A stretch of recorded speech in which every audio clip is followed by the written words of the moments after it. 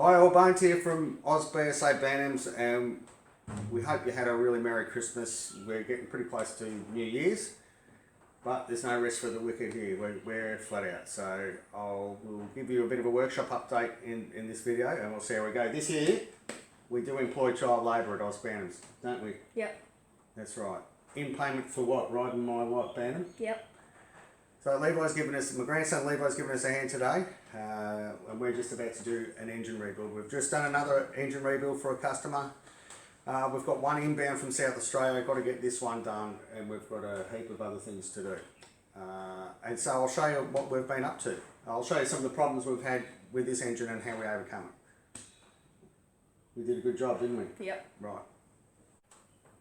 Okay, so what we have here is a left-hand engine case. As you can see, I've had to weld a section in here and machine it all back. It's not the most perfect job, but it's more than functional, and that's the whole point. It was broken out all the way down in under here. So to do a proper repair like that, you're probably looking at about an hour and a half. By the time you build it all up with weld and machine, set it up in the mill and machine it back. Crank over here. We had issues with big end play, so all I've done is I've split the crank, put new rolling elements in it, and that's fixed it up. And you can also see we've got obviously a new little end bush.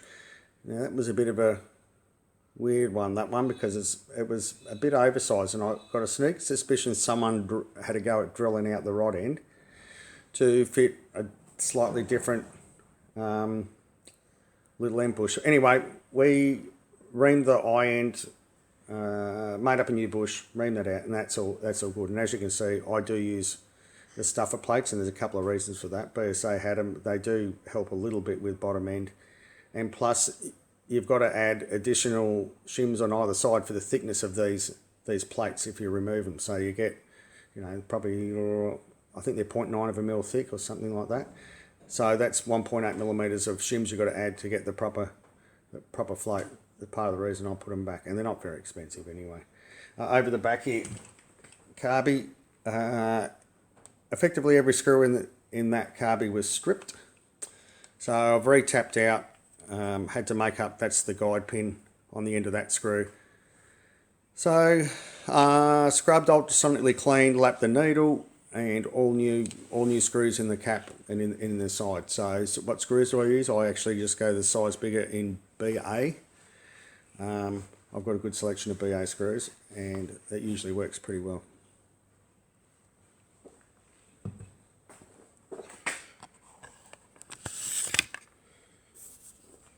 Okay, pardon me for walking around. So there's all our refurbished bits over there. We had problems. The main shaft was horrendous. So we've actually changed out the main shaft. All our new bits there. Cases down in there. Just grab the head, please, Levi. Good man. I'm trying to get that into focus. Anyway, I've lapped the head and the mating surface on the barrel. I'll put that back in, mate, delicately. Good job, mate. And so those cases aren't vapor blasted, they're just gone through our hot wash and been given a scrub. This engine is for a bike that will be coming in 2 weeks' time.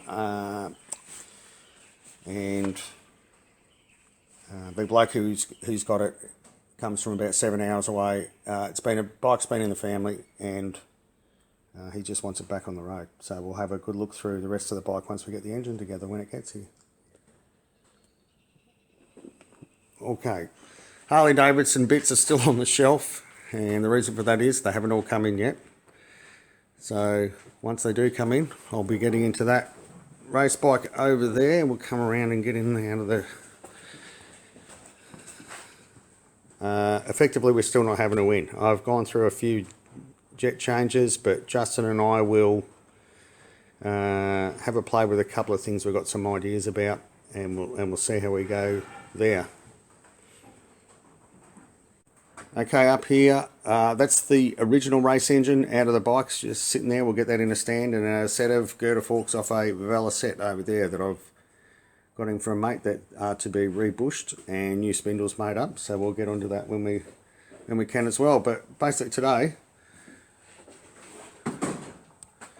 Justy over there getting organised, ready to start pushing bearings and seals in, and it's engine rebuild time. Okay, what we've got here is a Bantam I picked up a few weeks ago. We had to drive up to Ballarat from where I live, so it was about a 12-hour round trip. So these bikes were part of a deceased estate, and we picked up 5 bikes. 2 of them are in similar condition to this, though we think they were restored back in the early 90s. So we'll be going through these bikes, just giving them a full overhaul, pull apart, clean up. We'll do an engine, well, at least a disassembly and rebuild. As you can see, I'll come in, the cases are a bit corroded, but they'll clean up all right, and we'll probably polish the cover. I mean, the paintwork on this is, well, it's exceptional. So we purchased these bikes. We'll actually flip them.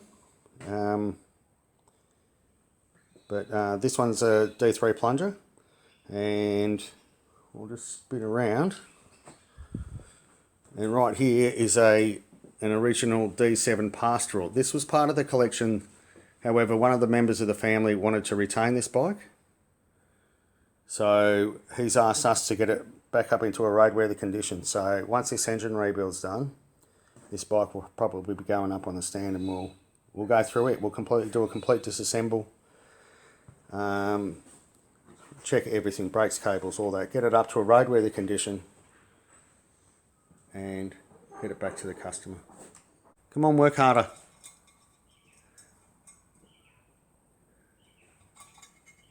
So what Levi's doing in there is just putting the bearing retainer plate in.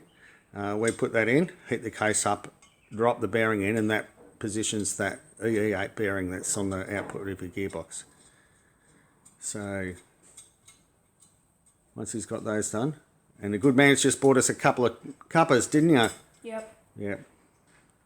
You've got to earn your keep, don't you, mate? Mm-hmm.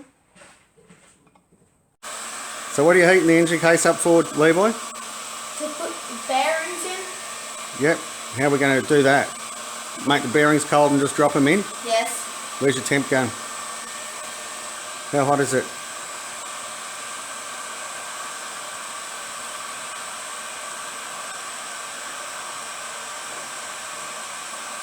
It won't give me some specific temp.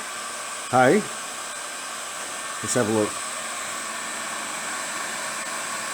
48 degrees, thereabouts.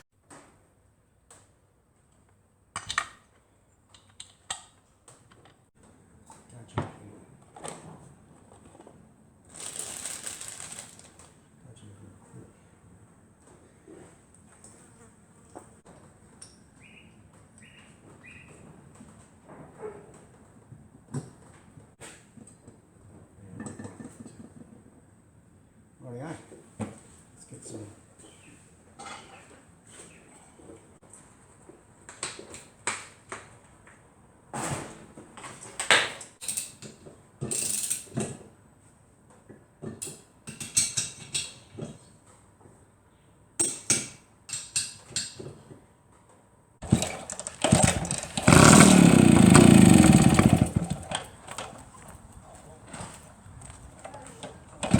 Half throttle.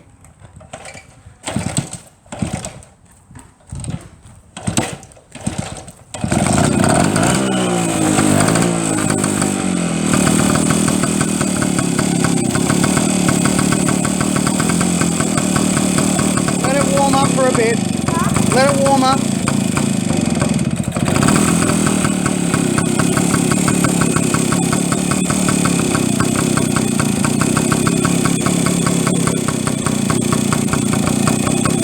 So this is my 10-year-old grandson having a ride of the Bantam, because he's been bringing us out coffees all day in the shed, and 2 days ago he pestered me to ride a Bantam, so here he is.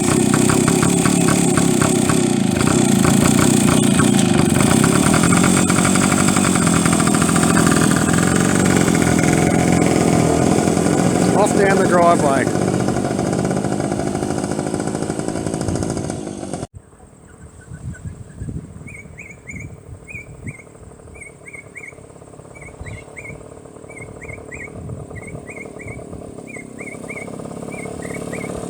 10-year-old on a Bantam.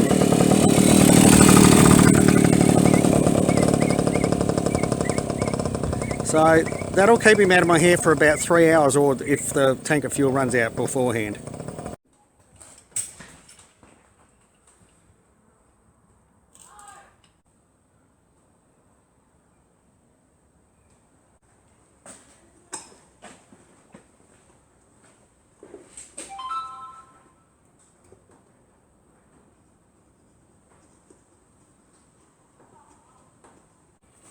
Which is L002-1.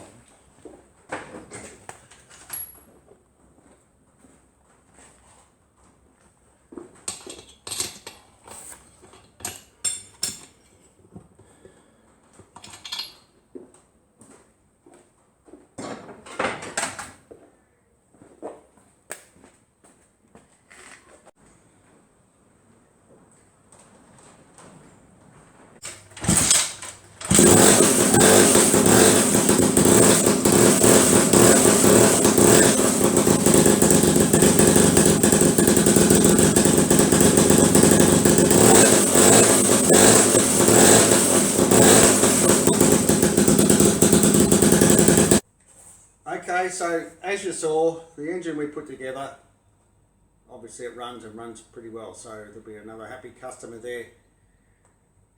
Back onto the race bike. So what we've actually done is we've changed the head to a slightly lower compression head. I was just trying to sort out what's going on. So we'll put this. We've just put this head on, and we'll give it a run, and we'll see how we go.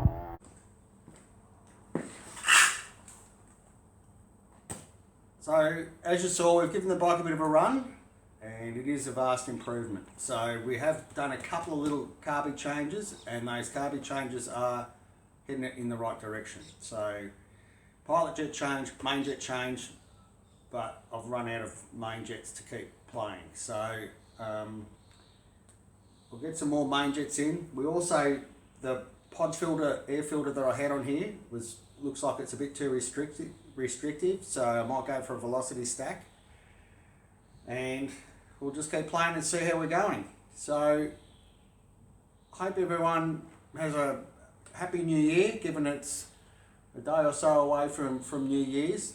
To all my new subscribers and my old subscribers, thanks very much, really appreciate it, and thanks very much for watching, and I hope you enjoyed it. So from Oz Bantams, see you later.